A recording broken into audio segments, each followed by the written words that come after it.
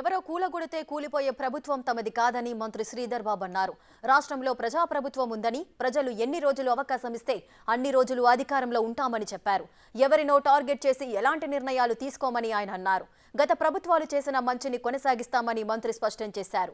దావోస్లో వచ్చిన పెట్టుబడులపై బీఆర్ఎస్ అర్థరహిత వ్యాఖ్యలు చేస్తోందని మండిపడ్డారు.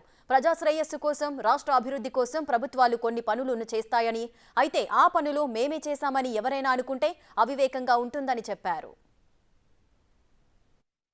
ప్రజలకు సంబంధించిన ప్రభుత్వం ఇది, ప్రజలు కోరుకున్న ప్రభుత్వం ఇది, ప్రజాస్వామ్య ప్రభుత్వం ఇది, ఇది ప్రజల ప్రభుత్వం ఇది.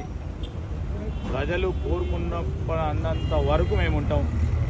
ఎవరో చెప్తే, ఎవరో కూర్చోబెడితే కూర్చున్న ప్రభుత్వం కాదు. ఎవరు ఎన్ని కుట్రలు కుతంత్రాలు చేసినా మా ప్రభుత్వం స్థిరంగా ఉంటుంది.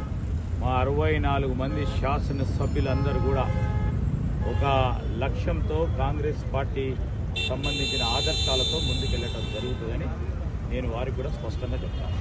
రాజీవ్ గాంధీ గారి ఆలోచన తీసుకొచ్చి మన్మోహన్ సింగ్ గారు సంస్కరణ మొదలుపెట్టారు. ఇక సంస్కరణలు మొదలుపెట్టిండ్రు అంటే అక్కడి నుంచి మొదలవుతుంది. మరి ఆ రోజు సంస్కరణలే లేకుంటే ఏది కూడా కాదు. ఒక పాజిటివ్ స్పిరిట్తో పోవాలి. ఈరోజు వారు ఉన్నప్పుడు కొంతమంది పెట్టిండ్రేమో.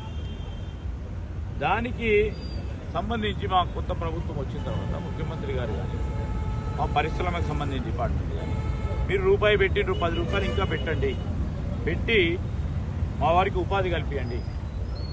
ఈరోజు రాష్ట్ర ప్రభుత్వంలో మీరు కూడా భాగస్వాములం కండి. మేము చెప్తా ఉన్నాము, 93లో సాఫ్ట్వేర్ టెక్నాలజీ పార్క్ పెట్టారు. దాని తర్వాత వచ్చిన ప్రభుత్వాలు కూడా అదే విధమైన ప్రయత్నం చేస్తే ఒక వాతావరణం ఏర్పడ్డది. ఇక వాతావరణం మేమే సృష్టించడం ఓవర్ నైట్ అంటే సరికాదు. మేము ఈరోజు కూడా చెప్తా ఉన్నాం, గత ప్రభుత్వం మొదలుపెట్టిన అనేక మంచి ఆలోచనలు వెళ్తుంటే ముందుకు కొనసాగిస్తాం. ఎందుకంటే మాకు ప్రజల ప్రగతి ఇంపార్టెంట్.